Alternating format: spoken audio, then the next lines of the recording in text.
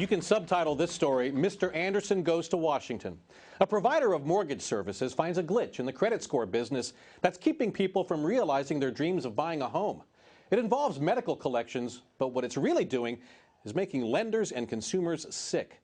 Enter Rodney Anderson in the Jimmy Stewart role. Using nearly $500,000 of his own money to engage in some do-it-yourself lawmaking, he's getting a crash course in the ways of D.C. lobbyists, the realities of politics, and how it all affects the average consumer. A medical collection right now, it stays on your credit report for 7 years. What the Medical Debt Relief Act of 2009 will do for you is when you pay or settle a medical collection on your credit report, the derogatory item will be removed within 30 days. Dallas mortgage banker Rodney Anderson is used to speaking out on issues regarding credit and home loans. Of course, it helps to have his own radio show, broadcast from his offices, and a book, Credit 911. So Anderson runs a successful mortgage business. But his lengthy effort to reform credit reporting dealing with medical collections is more personal, sparked by stories from homeowners like Jennifer Trimmer. I own 2 properties, and one of them is a rental property that I wanted to take advantage of to get the lower interest rate. So I called Rodney's office, and he ran my credit report, and unbeknownst to me, there was a medical collection on there from a heart condition that I had checked on a few years ago. What happens is when somebody has a collection that was in '05, they find out about it in 2010, and they go pay it. Well, the date of last activity on the report updates to today, and then it starts the 7-year clock over. I made good money, and I'm paying my bills on time, thought everything was going along great, and then, wanted to take advantage again of the lower interest rate, and I can't. It's very discouraging, obviously, for them, people who've never missed a payment to anyone and have a $20 or $30 medical collection from 5 years ago that drops their scores, and I have to look at them and say, I'm sorry, your credit score doesn't meet the requirements to obtain a mortgage loan. I get everything from anger to desperation. Well, I'll pay it. I didn't even know it was there. If I just pay it, can we have our house? It's heartbreaking. Anderson had heard enough. To help people improve their credit for buying a house, he's gone to the U.S. House and Senate. He proposed his own bill, H.R. 3421, the Medical Debt Relief Act, that would cut 7 years down to 30 days. He hired lobbyists to navigate the federal lawmaking maze. He was armed with stats about credit reporting mistakes, the billions the bill could add to the economy. Yet Anderson's hands-on lesson in democracy was just beginning.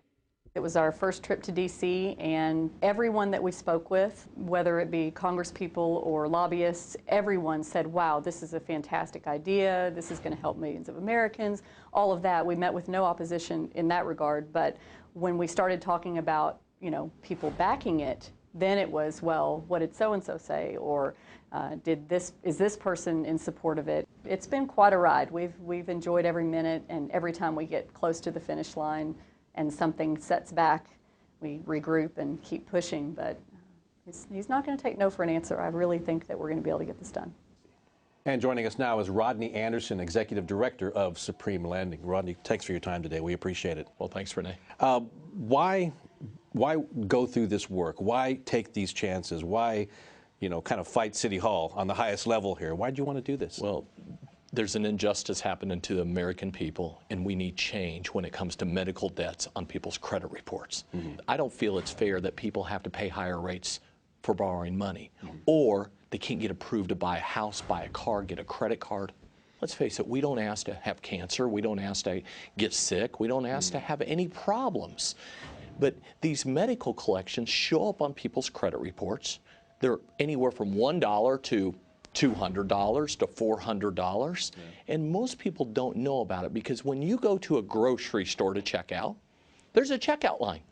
When you come out of the hospital, there is not a checkout line of all the people that have been involved and how much the bill is. You most of the time don't even know that the bill is there for 90 to 180 days. The difference in this bill is there's a third-party billing company, and that's what people need to know. You've spent close to $500,000 of your own money on the process. You've become a lobbyist for this in a way, for the issue, but you're not an official lobbyist, right? Absolutely not. You haven't given any money to any political action committees or any congressman, right? Myself, my wife, and any member of my family have not. And you've been presented opportunities to take money from individuals and organizations that have an interest in this, and you've said no. Yeah, it's a 2- or 3-page bill. We understand that this is a simple solution that millions of Americans need. So I didn't want other people to have a different agenda. Tell me why this has been so hard. We've said before, you would think this would be a no-brainer, that you would be able to get people on both sides of the aisle to jump on this, but it's taken some time to convince some folks. Why do you think that is? Well, you convince them when you have the opportunity to sit down with them, tell stories of what people are struggling with, and then they say, I get it. I understand it, because it's normally either happened to them, one of their family members, or one of their staff members. And then all of a sudden at that point, then they say, hey, I'm on board.